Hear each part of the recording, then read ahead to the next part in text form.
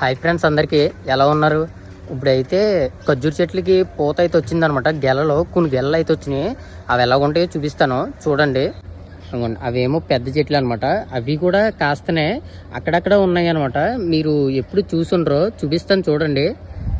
ఇది fish aquarium కదా, దీని ఫ్రంటే ఉంటాయి అలాగా. ఇక్కడైతే 2 చెట్లు అయితే ఫుల్గా వచ్చాయి.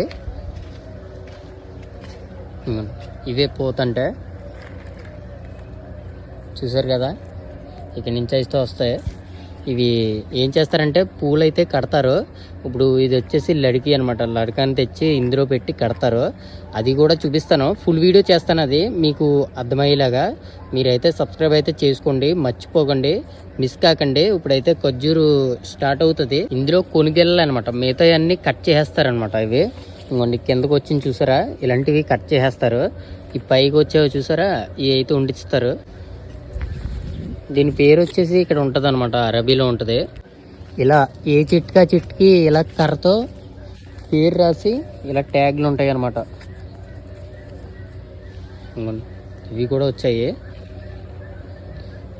ఇలా ఉంటుంది. ఫస్ట్ చిన్న చిన్నగా వస్తుంది, తర్వాత ఇలాగా విడిపోద్ది అనమాట.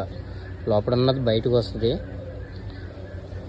కాంటాలు అయితే తీసేసాం, మళ్ళీ వచ్చేసాయి. అంటే కొన్ని రోజులకి అయితే ఇంకా వస్తూనే ఉంటాయి చాలా చెట్లు. తర్వాత ఖర్జూర పని అయితే పడుతుంది మాకు అందరికీ. అప్పుడు పూలు కట్టడం అన్నది ఉంటుంది అనమాట. మొన్న కాంటా సఫై చేసాం, అదైతే వీడియో డిస్క్రిప్షన్లో అయితే పెడతాను, అది చూడండి. తర్వాత చేసిన తర్వాత ఇది అర్థమవుద్ది అనమాట, ఇది ఎలా ఉంటుంది అన్నది. ఇంకా ఇలాగా మన గార్డెన్లో ఏమేమి ఉంటాయో ప్రతిదీ అప్లోడ్ చేస్తాను నా ఛానల్ అయితే.